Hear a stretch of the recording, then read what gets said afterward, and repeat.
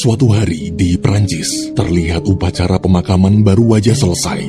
Ketika acara bubar dan orang-orang pergi, ada satu bocil yang masih terus-menerus menaburkan bunga ke atas makam, seakan seperti masih belum terima kenapa ibunya pergi meninggalkannya terlalu cepat.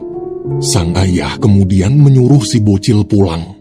Di mobil, meski tahu kalau kondisi putranya sedang sangat sedih dan butuh sekali sosok ayah untuk menguatkan, ayah justru malah menyuruh pulang ke rumah duluan karena dia ada jadwal rapat penting di kantor. Tanpa mengeluh sedikit pun, dengan ekspresi dingin, si bocil cuma diam dan menurut. 1 tahun berlalu, di suatu bazar terlihat ada seorang pria bernama Semi sedang sibuk menawarkan barang dagangannya ke para pengunjung. Meski kondisinya disabilitas tak bisa memakai tangan kanan, tapi Semi tak pernah meminta-minta. Dia jago banget jualan. Walaupun barang yang ditawarkan barang aneh, yaitu teko berkepala 2, tapi gara-gara pinter ngomong, hari itu dagangan Semi laris manis. Sayangnya, di tengah jual beli, mendadak beberapa petugas polisi datang menyita seluruh barang dagangan Semi karena dianggap barang impor ilegal. Sepulangnya ke apartemen, Semi pusing memikirkan bagaimana cara melunasi hutangnya sebesar 3.000 euro, sedangkan semua uang tabungannya sudah dia gunakan untuk mengimpor ratusan teko berkepala 2 tadi dari luar negeri. Semi kecewa kenapa polisi tega menghukum pedagang kecil sepertinya. Tak lama kemudian, istri Semi bernama Alice pulang. Setelah mendengar cerita suaminya, Alice shock. Padahal mereka sedang butuh sekali uang untuk merenovasi apartemen, sekaligus untuk biaya kelahiran anak pertama mereka. Keesokan harinya, di rumah yang sangat megah, terlihat si bocil dan ayah sedang sarapan bareng. Si bocil bernama Alex, sementara ayahnya bernama Philippe. Philippe di situ bertanya, Alex mau minta hadiah apa untuk ulang tahunnya yang ke-11 besok. Dengan dingin, Alex menjawab dia tak mau apa-apa. Semenjak sang ibu meninggal, senyum di wajah Alex seakan telah hilang. Tak ada satupun hal di dunia ini yang bisa membuat Alex tertarik. Dia selalu menyendiri, tak punya teman, tak punya keinginan. Di sisi lain, di kantor agensi penyalur pekerjaan, Semi bertanya pada staf di sana apakah ada lowongan kerja yang bisa menerima orang disabilitas sepertinya. Waktu memeriksa daftar lowongan, ada satu lowongan yang cocok untuk Semi, yaitu Satpam Mall. Tanpa pikir panjang, Semi pun mengambil lowongannya. Dan malam itu juga, di shift malam, Semi langsung bekerja.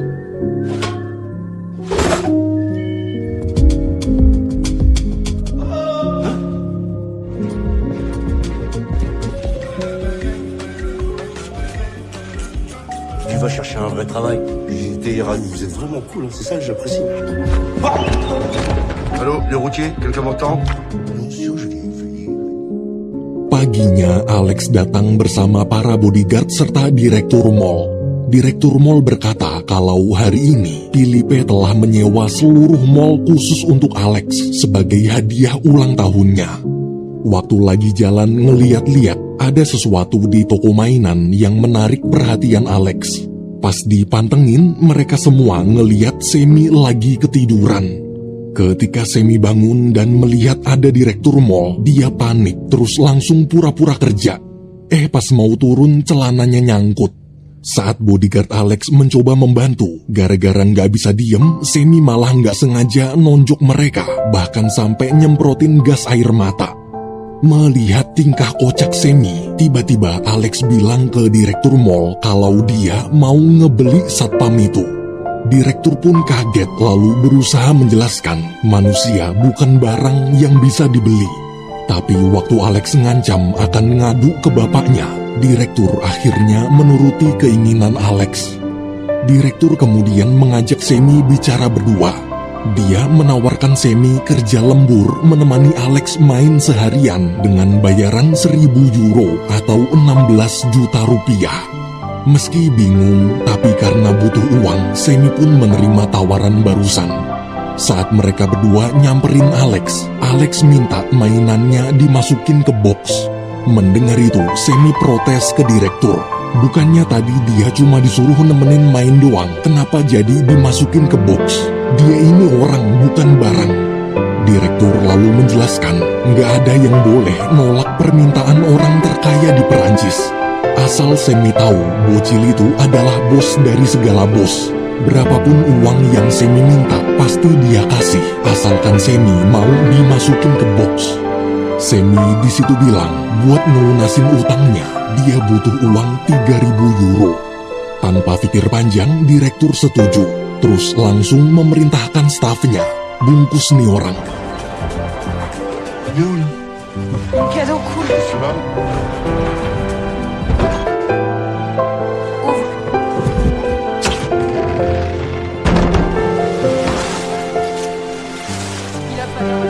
Ketika keluar dari box, Semi kagum melihat kamar Alex. Pintunya bisa kebuka otomatis, koleksi mainan yang sangat banyak, dan dekorasi kamarnya canggih banget, seperti berada di luar angkasa. Alex kemudian mengajak Semi turun ke ruangan bawah. Karena kebanyakan nanya, si bodyguard botak lalu melemparnya ke perosotan. Di bawah, lagi-lagi Semi kaget, ternyata Alex punya ruangan time zone sendiri. Di tengah kekaguman, Alex mengajak Semi main hoki meja. Awalnya Alex menang 2-0, tapi pas Semi mulai serius, dia berhasil balikin skor dan menang 2-3. Karena kesal, Alex pun ngajak Semi main yang lain.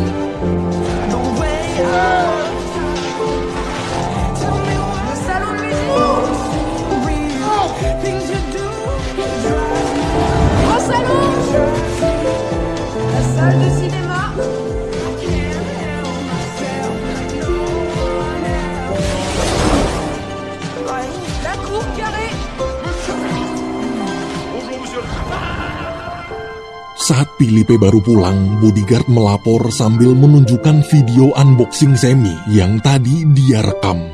Melihat anaknya memperlakukan orang lain seperti mainan, Philippe pun menyuruh si bodyguard menghapus videonya. Jika sampai rekaman video itu tersebar, bisa gawat. Di dalam, waktu Semi dan Alex lagi main polisi-polisian, Philippe datang menyapa lalu mengajak makan bareng. Di meja makan, meski segalanya terlihat mewah, namun Semi bingung kenapa suasananya sepi banget. Bahkan Philippe udah makan duluan tanpa bilang selamat makan. Ketika mencicipi makanannya, Semi sampai nangis saking enaknya.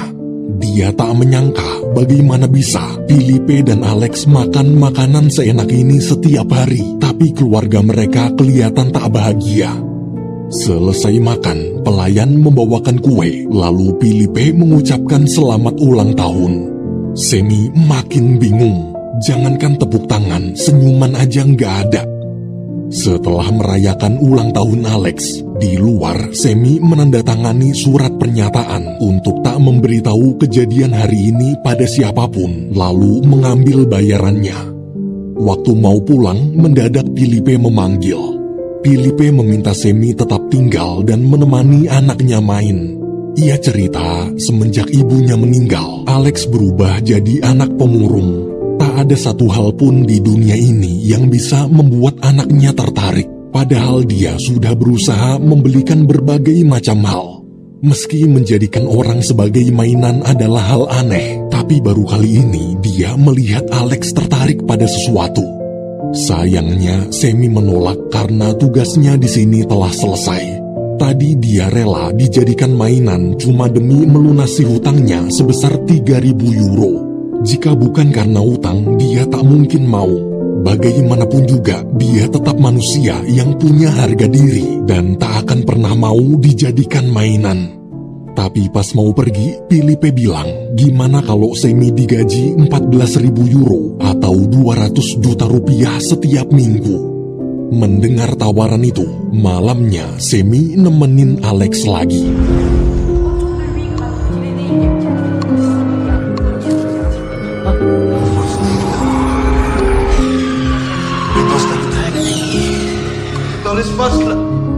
Melihat kecanggihan hologram di kamar Alex, Semi begitu kagum.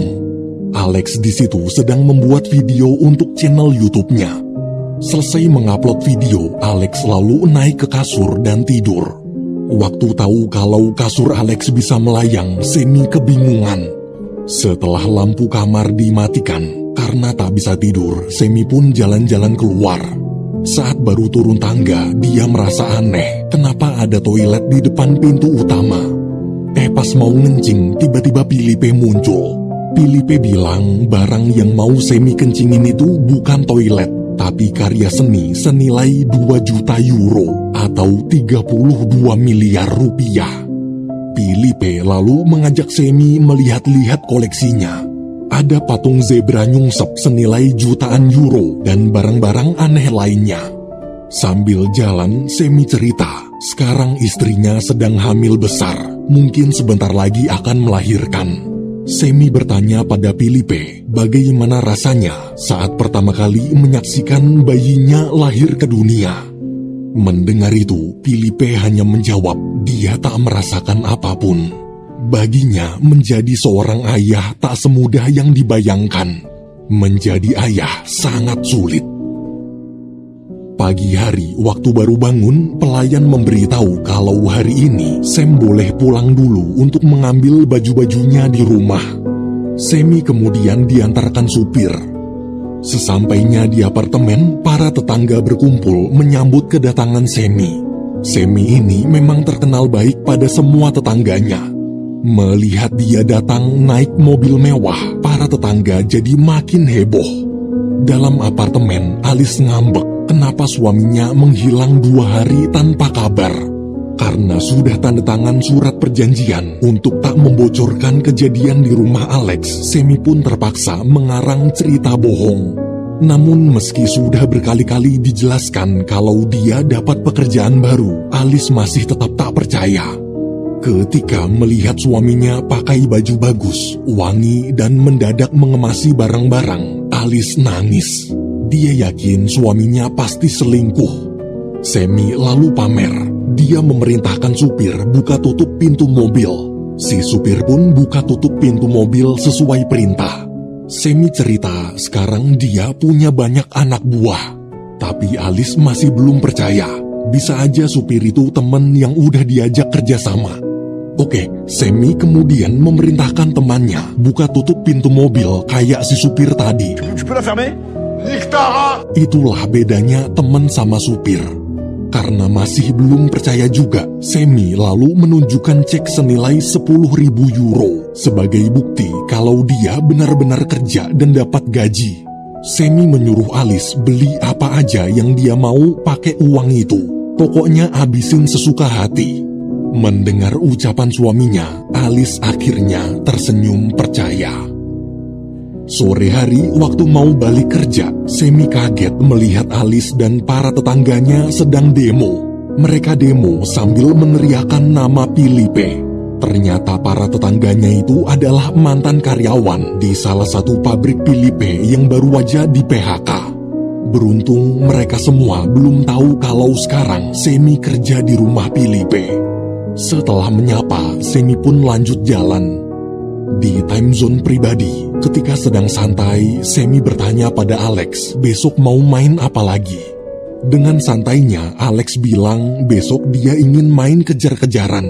Besok Semi akan jadi kelinci, dan dia harus lari dari kejaran anjing pemburu.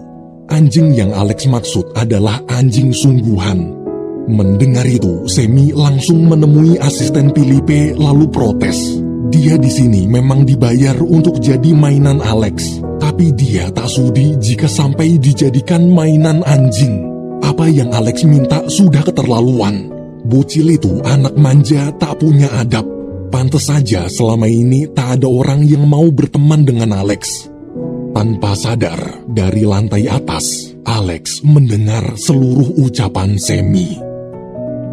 Keesokan paginya, demi pekerjaan, walaupun berat, Semi terpaksa tetap menuruti keinginan Alex. Namun ketika dia ditembaki dan digigit anjing-anjing, Semi akhirnya menyerah.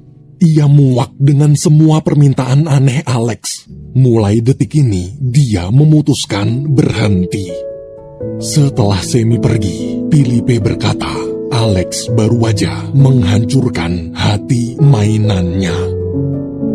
Sore hari di apartemen, Semi kaget. Ternyata seluruh uang yang kemarin dia berikan sudah habis tanpa sisa sama sekali. Alice menggunakan uang itu untuk membeli mesin cuci baru, TV baru, renovasi apartemen, dan sisa uangnya dia gunakan untuk membantu mendanai perjuangan teman-temannya yang sedang demo di depan pabrik Philippe. Mendengar cerita barusan, Semi terdiam lemas. Malamnya ketika istrinya tidur, Semi merenung. Sekarang uangnya sudah habis, padahal sebentar lagi bayinya lahir. Di tengah renungan, tiba-tiba Semi melihat bayi dalam perut Alice seperti bergerak. Demi si bayi, esok hari Semi akhirnya memutuskan menelan harga dirinya dan merelakan diri untuk dijadikan mainan Alex lagi. Dalam kamar, waktu Semi menyapa, Alex terlihat masih ngambek. Agar suasana mencair, Semi pun mengajak Alex main. Prends tout. Tu veux faire le malin.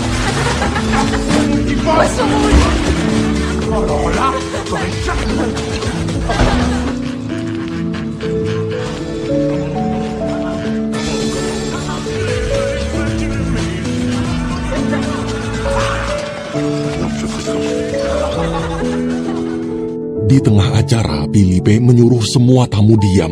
Ini pertama kalinya dia mendengar putranya bisa tertawa lagi semenjak istrinya meninggal.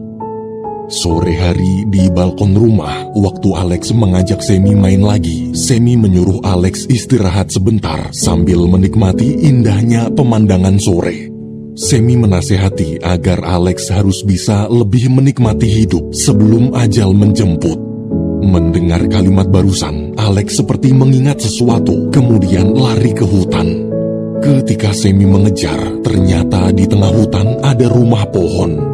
Di atas, Alex murung sambil terus memandangi foto sang ibu. Alex cerita ke Semi, sebenarnya alasan dia marah pada ayahnya adalah karena dulu waktu ibu sakit parah dan divonis dokter tak akan bisa sembuh. Bukannya membiarkan tetap di Perancis, ayah justru malah membawa ibu berobat ke rumah sakit luar negeri. Akibat keegoisan Philippe dan gara-gara terpisah jauh di luar negeri, Alex jadi tak sempat menemani detik-detik terakhir ibunya meninggal.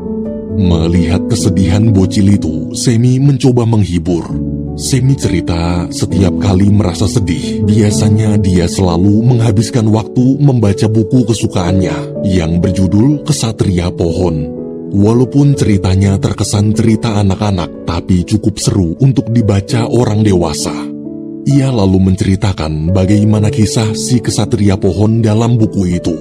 Mendengar cerita Semi, Alex akhirnya tersenyum lagi. Agar tak sedih berlarut-larut, mereka berdua kemudian main kesatria-kesatriaan. Bonjour, il y a un presse. De la bouillabaisse, le sauvage. Je veux jouer aux vagues, des mers du Pacifique. Je vous pourfends. Coupé en France. Tu lèves. Je porte tous les sens. Ah, écoute-moi bien, mon petit pépère. C'est la tempête, là, que la fée clocharde arrivera de Téti. Depuis 10 heures.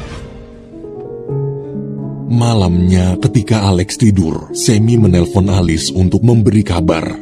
Alice pun tersenyum dan mengatakan kalau anak mereka nanti pasti akan bangga punya ayah hebat seperti Semi. Pagi hari saat kembali ke rumah, Semi bertemu Philippe yang kebetulan baru mau berangkat kerja. Sambil bercanda, Semi mengajak Philippe buka sepatu terus nyeker di rumput karena rasanya geli-geli enak. Dengan senang hati, Philippe pun menolak. Semi melapor, Philippe tak perlu khawatir. Sekarang Alex sedang tidur nyenyak di rumah pohon. Semi bilang sebenarnya bocil itu butuh sekali sosok ayah. Jadi kalau bisa, Philippe harus lebih sering menghabiskan waktu bersama Alex. Kebetulan nanti malam ada jadwal pertandingan bola Perancis lawan Spanyol. Jika tak sibuk, Philippe bisa datang untuk nonton bareng. Mendengar itu, dengan sombong, Philippe menjawab, orang seperti Semi tak pantas menasehatinya. Melihat sifat keras kepala Philippe, Semi cuma bisa istighfar. Sore hari di kantor saat sedang rapat, Filipe terus melamun. Ia kepikiran ucapan Semi tadi pagi. Malamnya terlihat Semi, Alex, bodyguard serta para pelayan sedang asik nonton bola bareng antara Prancis lawan Spanyol. Karena pertandingannya seru banget, mereka pun tegang sampai teriak-teriakan. Di tengah keseruan, tiba-tiba Filipe datang. Seketika suasana langsung hening total. Filipe lalu menyuruh mereka melanjutkan acara nonton barengnya karena dia kesini cuma mau ikutan nonton. Saat Filipe ikut nonton, orang-orang yang tadinya berdiri jadi pada duduk rapih. Nggak ada yang berani bersuara sama sekali. Cuma Alex sama Semi doang yang teriak-teriakan. Waktu Prancis ngegolin, melihat Alex memeluk Semi, Filipe pun mengajak Alex pelukan juga. Tengah malam, karena nggak bisa tidur, Semi menyusup ke dapur untuk mengambil roti-roti. Tapi pas mau balik ke kamar, dia kepergok Filipe. Filipe kemudian mengajak Semi ngobrol santai. Meski agak gugup, di obrolan santai itu, Semi bilang kalau Filipe orangnya terlalu kaku. Ia meminta Filipe menunjukkan ekspresi wajah seandainya baru aja dapat uang 1 miliar euro. Filipe pun menunjukkan ekspresi wajahnya. Oke, gimana kalau seandainya baru aja kehilangan uang 1 miliar euro? Filipe pun menunjukkan ekspresi wajahnya lagi.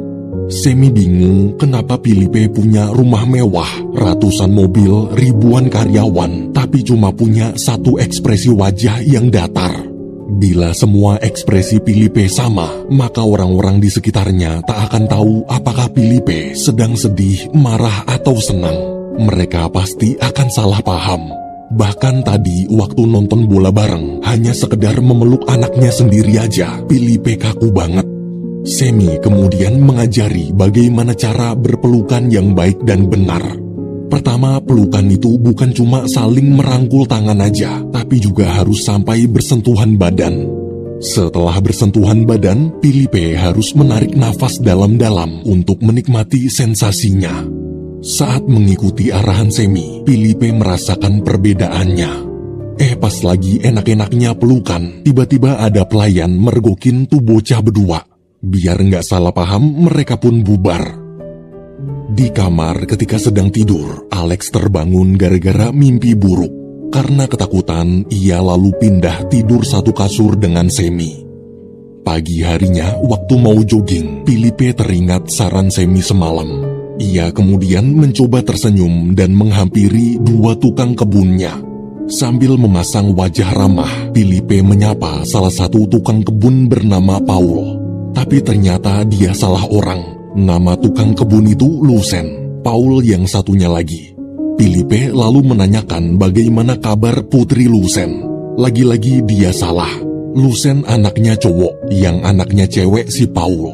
Karena suasananya canggung, Filipe pun lanjut jogging.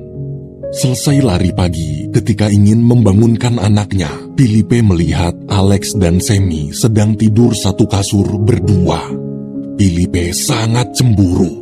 Seumur hidupnya, dia tak pernah bisa sedekat itu dengan anaknya sendiri.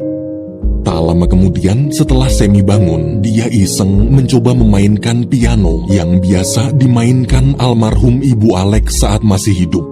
Melihat sikap kurang ajar Semi, apalagi masih merasa cemburu soal tadi, Filipe pun marah besar. Nggak ada angin, nggak ada hujan, tiba-tiba Filipe memecat Semi dan mengusirnya dari rumah. Si bodyguard botak lalu melempar Semi keluar. Dia terlihat senang, akhirnya Semi dipecat juga. Selama ini dia sudah muak dengan tingkah laku kurang ajar Semi. Tak lama kemudian di tengah jalan, dari belakang Alex menyusul Semi naik mobil mininya. Alex bilang jika Semi pergi, maka dia juga akan pergi. Meski Semi sudah berusaha menyuruh Alex pulang, bocil itu tetap memaksa ikut. Mau nggak mau, Semi pun mengajak Alex ke apartemennya.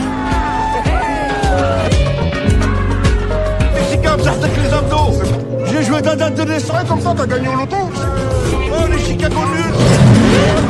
Il faut que Marc vienne, être mon ami d'enfance. Viens t'asseoir à côté de moi, je vais te montrer comment ça... Sortez pas de la cité, là, que t'es blindé maintenant. Di sisi lain, waktu tahu kalau Alex kabur dari rumah, Filipe marah kenapa si bodyguard tak bisa menjaga anaknya. Saking marahnya, detik itu juga si bodyguard pun dipecat. Mendengar ucapan Filipe, si bodyguard kecewa, padahal dia sudah 10 tahun bekerja di sini. Si bodyguard lalu pergi dari sana dengan wajah penuh dendam. Sementara di apartemen, Semi memperkenalkan Alex ke istri, teman, serta tetangganya. Ketika Alice sedang kerepotan, dengan sigap Alex membantu. Semenjak kehadiran Semi, sifat bocil manja nggak tahu diri itu sekarang kelihatan sudah mulai berubah lebih baik. Di meja makan, Semi menuangkan teh menggunakan teko berkepala duanya. Melihat teko unik Semi, Alex kagum. Alice lalu bertanya tentang keseharian Alex. Karena takut pekerjaannya ketahuan, Semi buru-buru membawa Alex keluar. Di luar, wajah Alex begitu bahagia. Untuk pertama kalinya, dia bisa main sama anak-anak seumurannya. Tapi waktu lagi asik main, ada bocah songong ngebully Alex dan ngajak berantem. Awalnya Semi berusaha memisahkan mereka karena takut anak bosnya terluka. Tapi tanpa diduga-duga, ternyata Alex bisa bela diri. Setelah menghajar si bocah songong, Semi mengajak Alex kabur. Di atap apartemen, mereka berdua menikmati indahnya pemandangan sore bersama. Nggak tahu kenapa, pemandangan sore di tempat sederhana ini bagi Alex terasa jauh lebih indah dibanding pemandangan di balkon rumah mewahnya. Di tengah perbincangan, Semi memberikan buku yang kemarin dia ceritakan, yaitu buku berjudul Kesatria Pohon. Semi mengatakan Alex boleh menyimpan buku itu sebagai hadiah ulang tahun darinya. Alex sangat senang. Hadiah buku sederhana ini adalah hadiah ulang tahun terbaik dalam hidupnya. Setelah puas menghabiskan waktu bersama, Semi lalu mengantarkan Alex pulang sebelum larut malam. Namun di depan gerbang apartemen, mendadak Filipe bersama para bodyguardnya datang membawa paksa Alex masuk ke mobil dan mengancam Semi agar jangan pernah berani-berani mendekati Alex lagi. Melihat si bocil pergi, Semi sedih. Namun dia yakin Alex pasti akan tetap bisa bahagia dengan atau tanpa kehadirannya. Ketika berjalan kembali ke apartemen, Semi merasa aneh kenapa orang-orang memandanginya dengan tatapan sinis sambil meledeknya soal video viral di YouTube.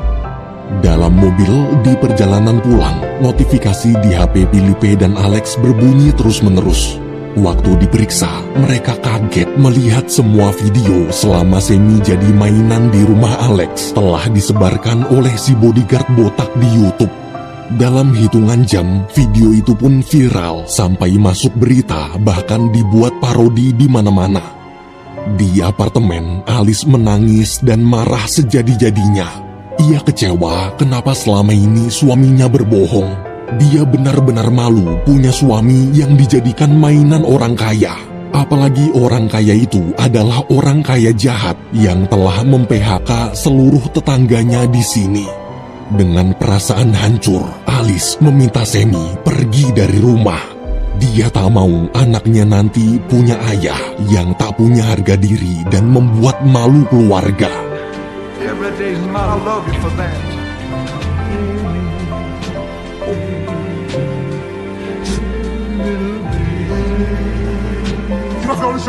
Espèce de lâche.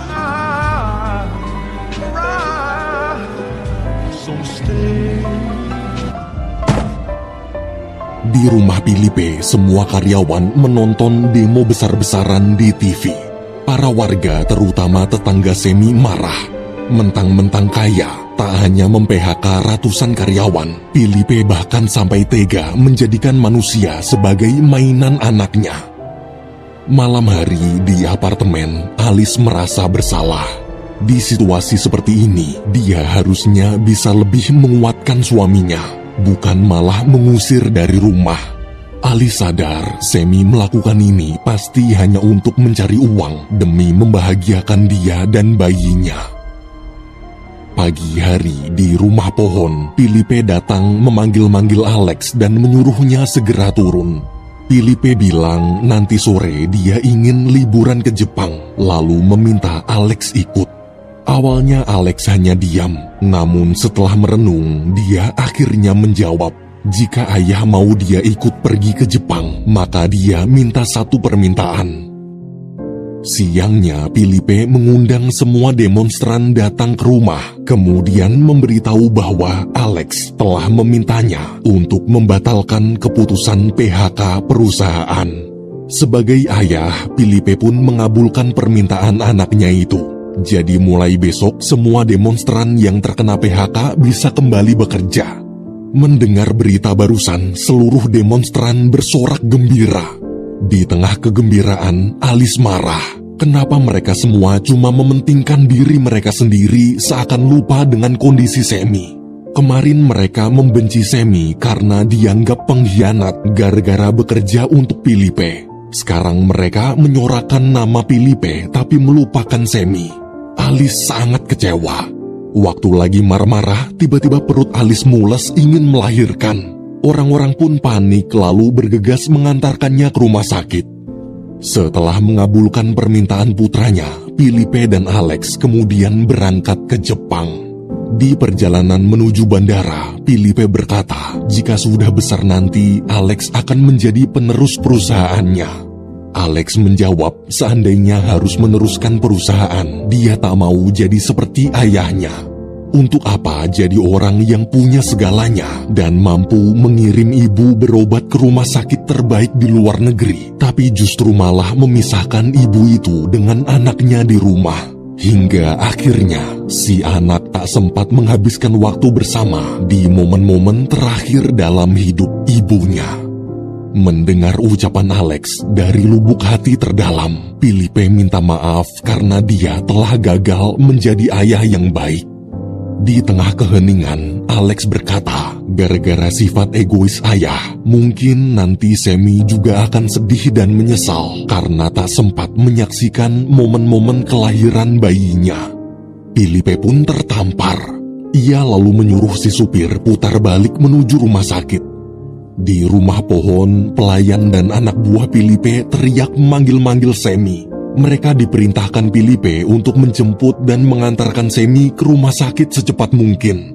Ternyata dari kemarin, diam-diam Alex menyembunyikan Semi di rumah pohonnya. Waktu tahu istrinya ingin melahirkan, Semi buru-buru berangkat.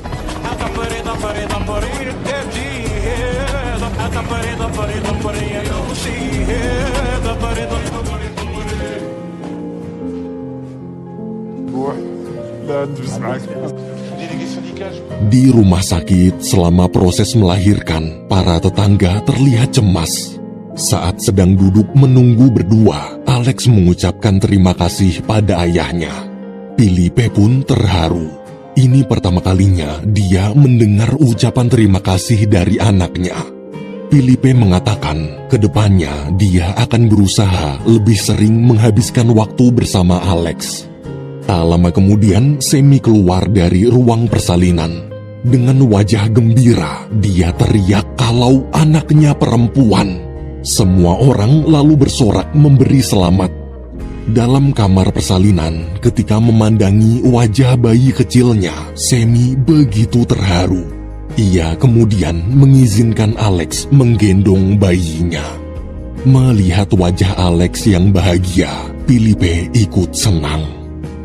Setelah semua selesai, sebelum lanjut pergi ke bandara, Filipe mengajak putranya jalan-jalan terlebih dahulu untuk menikmati indahnya suasana sore di taman rumah sakit. Saat mereka berdua duduk di bangku taman, Filipe melepaskan sepatu lalu menyuruh Alex melepas sepatunya juga. Filipe bilang, kata Semi, nyeker di atas rumput rasanya geli-geli enak. Jadi gimana kalau mereka berdua mencobanya? Dengan gembira, ayah dan anak itu akhirnya menghabiskan waktu bersama, menikmati hal-hal sederhana yang terasa indah. Pas lagi jalan, Alex minta satu permintaan lagi. Dia ingin membuat suatu perusahaan baru bersama Semi, yaitu perusahaan pabrik teko berkepala 2. Sambil tertawa, Filipe pun setuju.